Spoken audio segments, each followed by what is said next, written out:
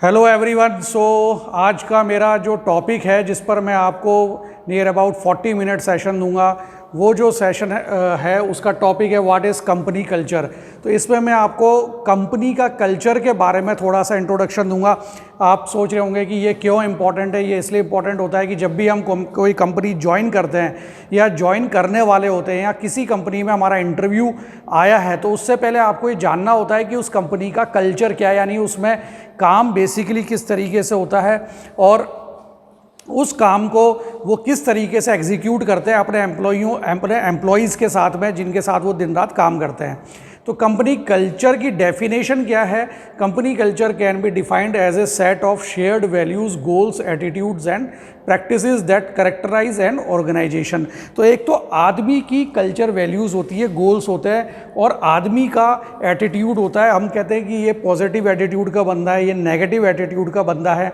Same इसी style में साथियों ऑर्गेनाइजेशन का भी सेम जो है कंपनी के वैल्यूज़ होती हैं, कंपनी के गोल्स होते हैं, कंपनी के एटीट्यूड्स होता है, और कंपनी के जो प्रैक्टिसेस होते हैं वो जो डेली दिन रात जो अपने अपने काम में वो उसका दिखता है कि भाई ये इस तरीके से अपने काम को अपने एम्प्लॉयज़ के साथ एग्जीक्यूट कर रहा है। तो ये सारी चीज़ें मिलके किसी भी कंपनी का कल्चर बनाती हैं। आइए आगे चलते हैं। So company culture can more simply be described as the shared ethos of an organization. It is the way people feel about the work they do, the values they believe in, where they see the company going and what they are doing to get it there. Collectively, these traits represent the personality or culture of an organization. साथियों, इस company के अंदर, किसी भी company के अंदर suppose करिए कि वो आपको बहुत अच्छी पे आउट दे रहा है, बहुत अच्छे तनख्वाह दे रही है, लेकिन उस कंपनी के अंदर तब तक आपको काम करने में मज़ा नहीं आएगा, आनंद नहीं आएगा, जब तक कि उस कंपनी का कल्चर अच्छा नहीं होगा। तो किसी भी कंपनी का कल्चर अच्छा होने के लिए क्या होना चाहिए कि उस कंपनी में काम करते हुए आपको ट्रांसपेरेंसी दिखनी चाहिए कि आपके साथ में, अगर आप कंपनी के लिए काम कर रहे हैं तो आपके साथ में अब ये चीज़ होने वाली है, या कंपनी का जो गोल है वो इस दिशा में कंपनी बढ़ रही है और उसमें मैं अपनी भूमिका ये इस तरह से अदा करूँगा, अपना पार्ट इस तरह से अदा करूँगा। तो इस तरह की जो आप जब कंपनी के साथ अटैच्ड फील करेंगे तब उस कंपनी के कल्चर को अच्छा माना जाएगा। और अगर आपकी तनख्वाह काफ़ी अच्छी भी है, आप अच्छे पे स्केल पर हैं, आप अच्छे सीटीसी पर हैं, लेकिन अगर उस कंपनी का कल्चर अच्छा नहीं है तो शाम को आप जब वापस घर पर आएंगे तो आपको बिल्कुल भी खुशी महसूस नहीं होगी। दैट इज़ वाई कि कंपनी का कल्चर इतना इम्पॉर्टेंट मायने रखता है ज्वाइन करने से पहले। किसी भी कंपनी की कोर वैल्यूज़ क्या होती हैं साथियों, बहुत इंपॉर्टेंट होता है। जब हम किसी प्राइवेट ऑर्गेनाइजेशन या गवर्नमेंट ऑर्गेनाइजेशन को ज्वाइन करते हैं तो उस ऑर्गेनाइजेशन की कोर वैल्यूज़ क्या होती हैं? Core values are certainly part of your culture, but until you put them into action they are just words on the paper. In fact, core value can negatively impact culture if they are not adhered to. Employee will see this is as the company paying lip service and failing to live up to its own standard. देखिए क्या खूबसूरती के साथ इन्होंने बताया है कि अगर कंपनी की कोर वैल्यूज़ को वो उसने अगर डिफाइन किया हुआ है, लेकिन अगर वो उसको इम्प्लीमेंट नहीं करता है, यानी कि वो ग्राउंड पर उसको दिखाता नहीं है कि भाई मैंने जो बोला है कोर वैल्यूज़ के रूप में मैं उसको जी भी रहा हूँ, अगर वो कंपनी नहीं जी रही है, इसका मतलब है कि वो जो है नेगेटिव इम्पैक्ट देगा। कैसे देगा? कि जो एम्प्लॉई है वहाँ का वो ये सोचेगा कि यार मेरी कंपनी तो जो कोर वैल्यूज़ की बातें करती है वो सिर्फ पेपर पे करती है, लेकिन रियलिटी में उसका कोई लेना देना नहीं है। तो वो कंपनी से कटने लगेगा तो प्रोडक्शन में कमी आएगी, प्रोडक्शन में कमी आएगी तो प्रॉफिट्स में कमी आएगी, फर्दर ये चीज़ें आगे एक्सेलरेट होती जाएंगी। तो साथियों, इस तरह से जो कोर वैल्यूज़ है या तो वो अच्छे से डिफ़ाइन होनी चाहिए, अगर डिफ़ाइन है तो वो फिर कंपनी को उसको इम्प्लीमेंटेशन प्लान भी होना चाहिए कि मैं किस तरह से अपनी कोर वैल्यू को इम्प्लीमेंट करूँ। Your perks and benefits. Ping pong tables and the beer on the tap can be great, assuming they represent what your employees really care about, but perks and benefits are not a substitute for a strong company culture.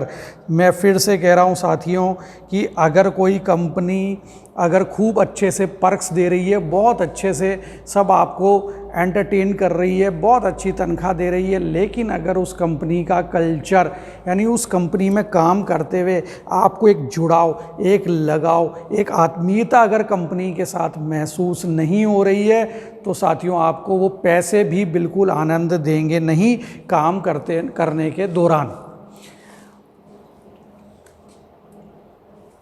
The yardstick by which all candidates should be measured. Hiring for cultural fit has become a hot topic over the past few years, but we are already seeing companies shift away from this line of thought. Hiring people that aligns with your culture makes sense on the surface, but too many companies use this metric as a crutch. Many companies have pivoted to a cultural ad model wherein they look for candidates that align with the most important elements of their culture but will also bring their own unique traits to the table. अब क्या होता है साथियों कि ये तो मैंने बताया कि अगर आप वहाँ उस कंपनी में काम कर रहे हैं और अगर आपको कंपनी का कल्चर अच्छा नहीं लग रहा है, कंपनी का कल्चर अच्छा नहीं है, तो आपको वहाँ पे काम करने के दौरान मज़ा नहीं आएगा।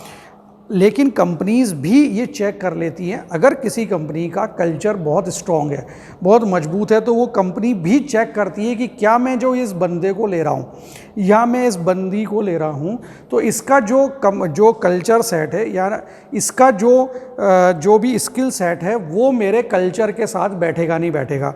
तो उसको चेक करने के लिए ये कंपनीज़ क्या करती हैं, ये कंपनीज़ आपका साइकोलॉजिकल टेस्ट करती हैं।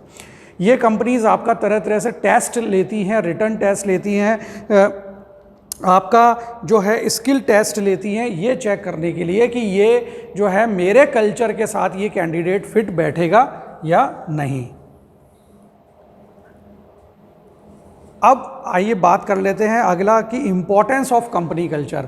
सो 60% of job seeker consider a company's culture and values the most important factor when considering career opportunity.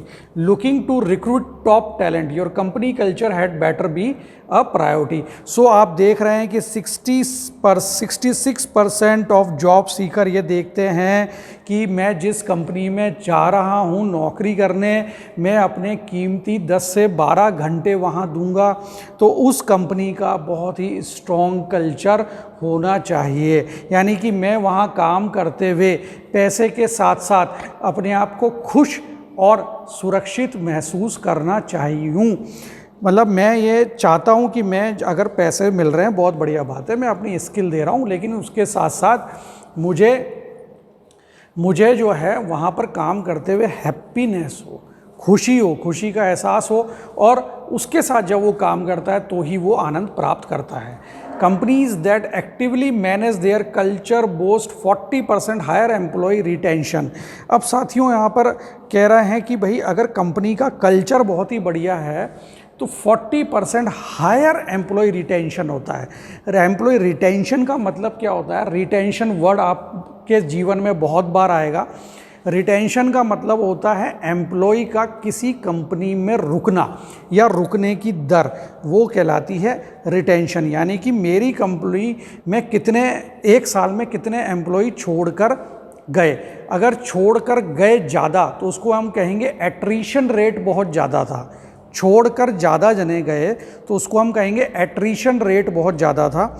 और अगर कंपनी को छोड़कर कम लोग गए हम कहेंगे कंपनी का रिटेंशन बहुत अच्छा था, यानी वहाँ लोग ज़्यादा अच्छे से रुके।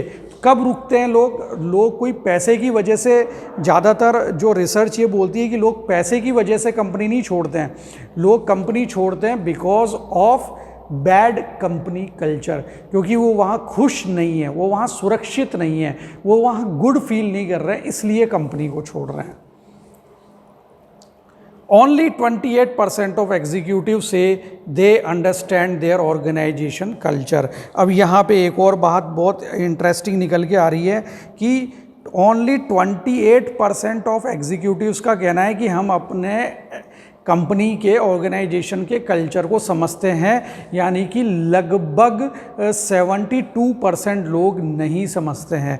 इसका मतलब क्या है साथियों? इसका मतलब ये है कि कंपनी का जो टॉप मैनेजमेंट है या कंपनी के जो ओनर्स हैं वो अपने एम्प्लॉय तक वो क्या चाहते हैं वो रिफ्लेक्ट नहीं कर पा रहे हैं। तो इसका मतलब क्या है, इसके मायने क्या है कि मैं एज ए कंपनी ओनर हूँ, मैं मेरे दिमाग में क्या चाहता है, मेरे क्लैरिटी है तो मैं अपने एम्प्लॉयज़ को क्लैरिटी दे सकता हूँ। अगर मुझे ही 5 साल की क्लैरिटी नहीं है तो मैं नीचे भी क्लैरिटी नहीं दे सकता। So that is a very bad impact on thought process of the employee. तो ऐसा नहीं होना चाहिए साथियों। जब भी कंपनी को हमेशा अपने नीचे तक, अपने मीन्स टॉप टू एकदम जो बॉटम लाइन है उसका, जो एसोसिएट है यानी मजदूर वर्ग है, वहाँ तक क्लैरिटी होनी चाहिए कि भाई मेरी कंपनी या ये जो ऑर्गेनाइजेशन है वो नेक्स्ट 5 ईयर में हमने ये उसका विज़न है, ये मिशन है और इसमें आप सब लोगों की बराबर भूमिका रहेगी। Organization with strong culture. अब इसका साथियों देखते हैं कि आगे बेनिफिट क्या होता है जब ऑर्गेनाइजेशन का बहुत ही स्ट्रॉन्ग कल्चर होता है।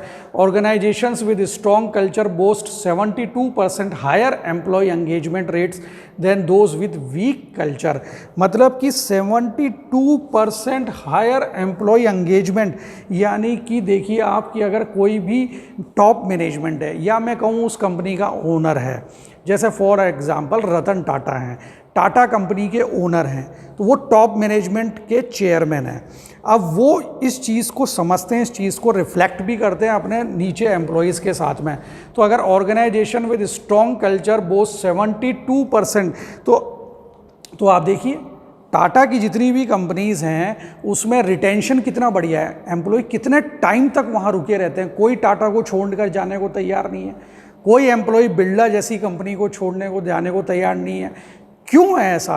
क्योंकि because they focus on company culture. तो वहाँ पर जो एम्प्लॉय एंगेजमेंट है वो 72% तक रहता है। एम्प्लॉय एंगेज रहते हैं कंपनी के साथ, एम्प्लॉय एंगेज रहते हैं मैनेजमेंट के साथ, एम्प्लॉय एंगेज रहते हैं आपस में।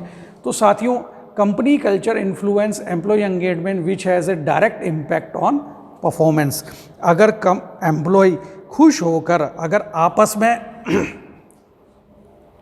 और कंपनी के साथ एंगेज है तो फिर वहाँ पर क्या होगा, वो परफॉर्मेंस को इम्पैक्ट करता है, एम्प्लॉय की परफॉर्मेंस बढ़ती है। एम्प्लॉय की परफॉर्मेंस बढ़ने से क्या होता है कि जो आउटपुट है एम्प्लॉय का एज वेल एज कंपनी का, ऑर्गेनाइजेशन का, वो इम्प्रूव होता है। So highly engage team outperform their peers by 10% in customer rating, 21% in productivity and 22% in profitability. एक बार ध्यान से सुनिए, highly engage team outperform their peers by 10% in customer rating. यानी कि अगर कोई टीम आउट परफॉर्म कर रही है, वो कब करेगी? जब कंपनी का कल्चर अच्छा होगा, कंपनी के साथ वो अटैच्ड फील करेगा, कंपनी में वो खुश महसूस करेगा, कंपनी के स्टैंडर्ड ऐसे होंगे जिसमें वो काम करते हुए अपना जॉब सुरक्षित महसूस करेगा, अपनी लाइफस्टाइल को इम्प्रूव पाएगा। तब उस केस में उसकी 10% सेटिस्फेक्शन बढ़ेगा, 21% इन प्रोडक्टिविटी, यानी 21% उसकी प्रोडक्टिविटी बढ़ जाएगी। यानी कि इसका मतलब समझ रहे हैं आप, इसका मतलब ये होता है कि जो काम 9 घंटे में मैं आउटपुट दे रहा हूँ तो मैं 21% नॉर्मल लोगों से ज़्यादा देने लग जाऊँगा अगर मैं फील गुड करता हूँ कंपनी में काम करते हुए।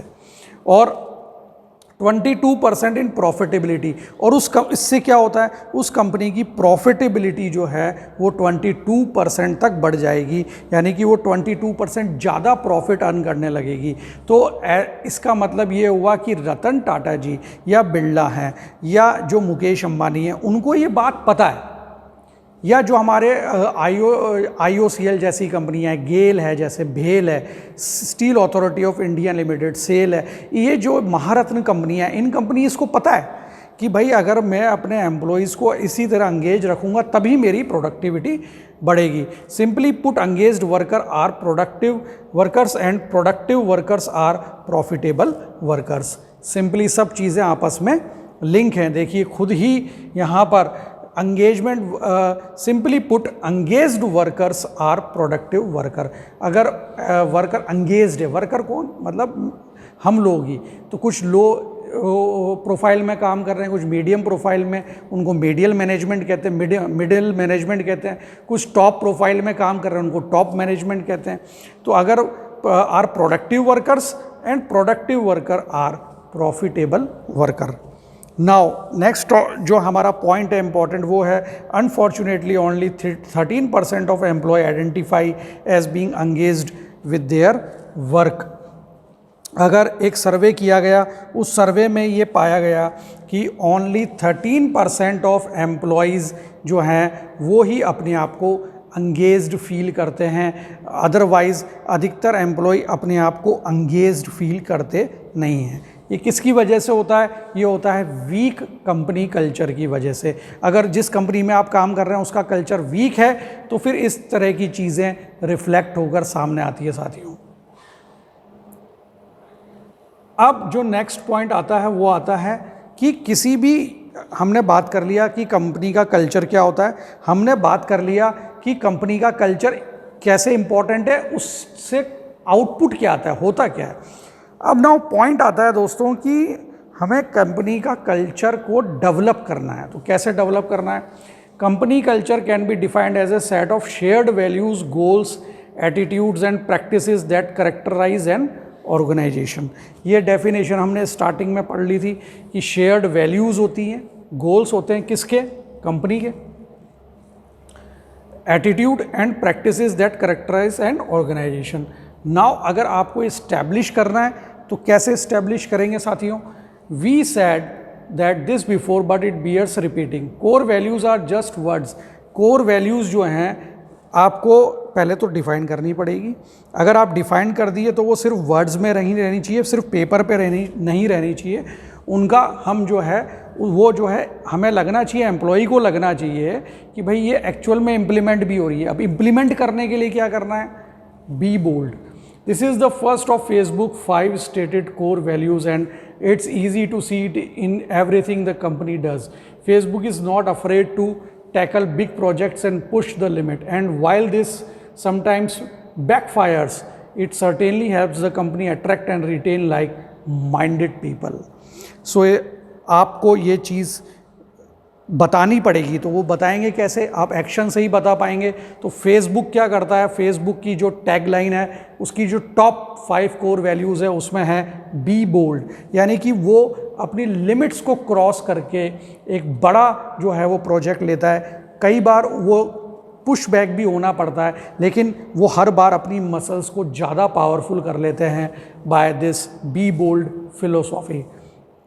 नेक्स्ट है be your own customer. Squarespace has no problem living up to its proclaimed customer centricity. Square Space is built on its own platform, so the company has a vested interest in developing the best product possible.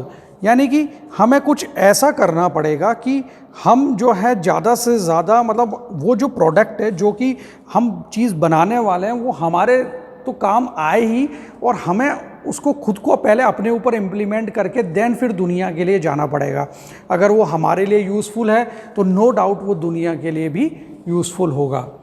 We do the right thing period. A very public leadership take up led to new corporate value for rides share giant Uber, and this is the perhaps the most interesting of them. They very act of parting with its former CEO, not to mention several other key executive, proved the company's willingness to stick to its principle. We do the right things period, ये Uber की tagline है, यानी ये उसकी core values है। वो ये बोलना चाह रहे हैं कि भाई मैं हमेशा सही चीज़ ही करूँगा, चाहे कितना भी पीरियड्स निकल जाएं या आने वाला कितना भी पीरियड हो। तो साथियों, इस तरह के जब टैगलाइंस होते हैं, जब ये कोर वैल्यू एम्प्लॉयज़ को पता चलती है, जनता को पता चलती है, इसका ज़बरदस्त इम्पैक्ट पड़ता है एम्प्लॉय की माइंडसेट पर और जनता की माइंडसेट पर जो ऊबर को यूज़ कर रहे हैं। नाउ एक तो होता है बोलना और एक होता है उस चीज़ को एक्चुअल में इम्प्लीमेंट करना। तो ऊबर ने उसको एक्चुअली इम्प्लीमेंट किया है और ऊबर की क्वालिटी सेवाओं को आप खुद भी फील कर सकते हैं, और जो उसके एम्प्लॉय का माइंडसेट है उसको आप खुद भी फील कर सकते हैं। Set company culture goal. Every business has a goal and And no, we are not talking about your quarterly KPI. We are talking about the fundamental idea behind your company.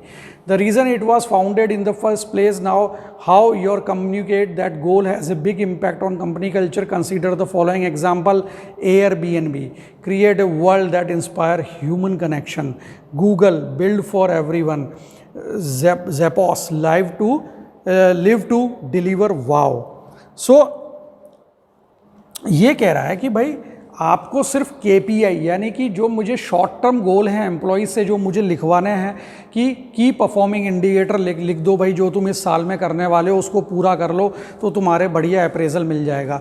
बोले इससे मतलब नहीं है, आपको कुछ ऐसा देना पड़ेगा एम्प्लॉयज़ को, ऐसा देना पड़ेगा जनता को जिससे कि आपकी वैल्यूज़ और आपका कल्चर रिफ्लेक्ट हो रहा है। जैसे Airbnb कंपनी है तो उनका है create a world that inspired human connection, और जो गूगल है तो गूगल कंपनी है बिल्ड फॉर एवरीवन। ये उसका टैगलाइन है जो उसके कल्चर को शो करता है कि भाई गूगल है वो सबके लिए बना हुआ है, कोई भी छोटा बड़ा या मीडियम नहीं है। ऐसे ही ज़ेपोस है टू लिव टू डिलीवर वाव, यानी कि जो वाव फीलिंग है वो डिलीवर करेगा, वो उसी के लिए जीता है। तो ये ज़ेपोस का टैगलाइन है जो उसके कल्चर को और कोर वैल्यूज़ को शो करता है।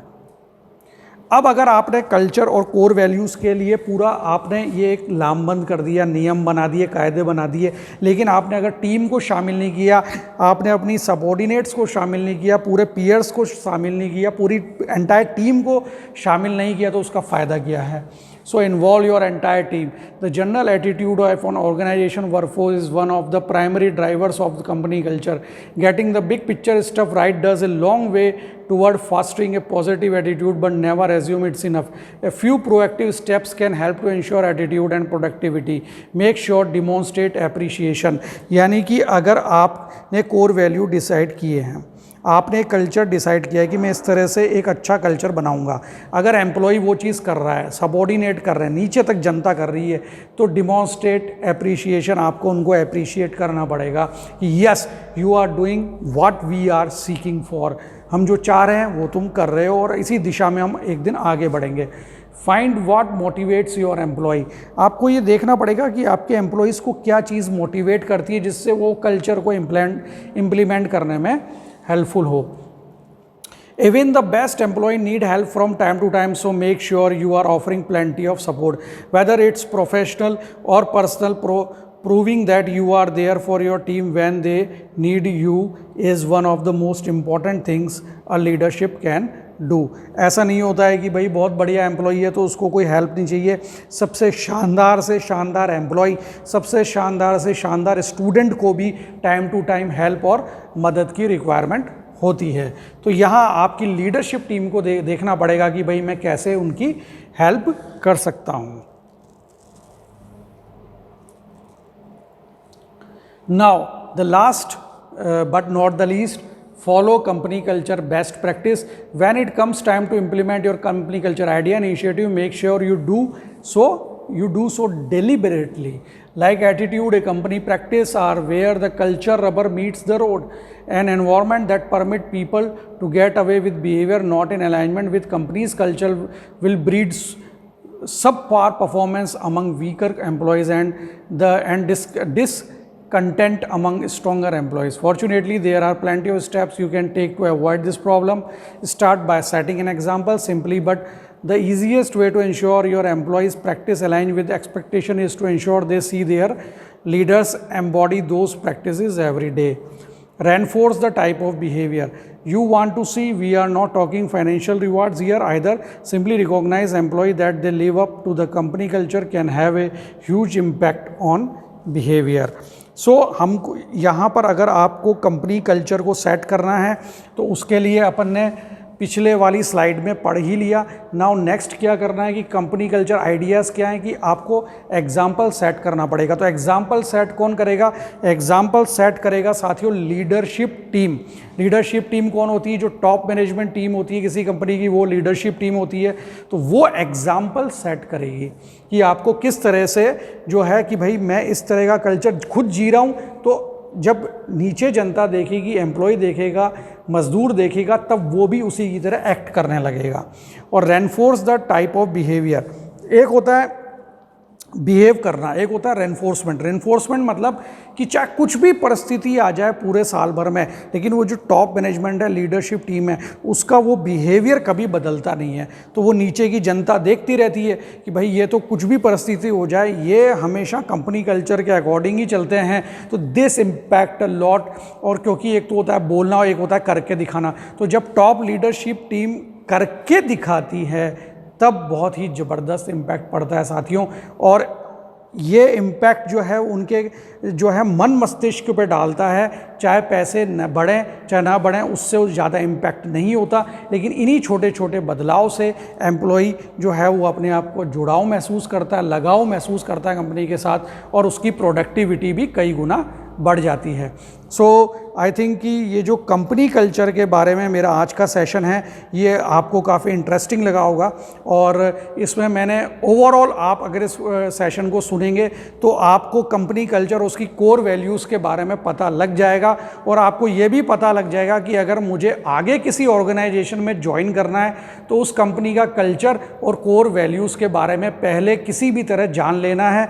आप इसका नेट के थ्रू पता लगा सकते हैं, और आप इसका जो उस कंपनी में लोग काम करते हैं उनके साथ बात करके पता लगा सकते हैं। और भी कई तरीके हैं, आजकल ऑनलाइन दुनिया है, तो किसी भी तरीके से आप इसका पता लगा सकते हैं कि उस कंपनी में काम करते हुए आपको खुशी महसूस होगी या नहीं होगी। So that's all for the today session. Next ऐसे ही इंटरेस्टिंग सेशन में मैं फिर हाजिर होऊंगा। तब तक के लिए निशान चौधरी का गुड बाय।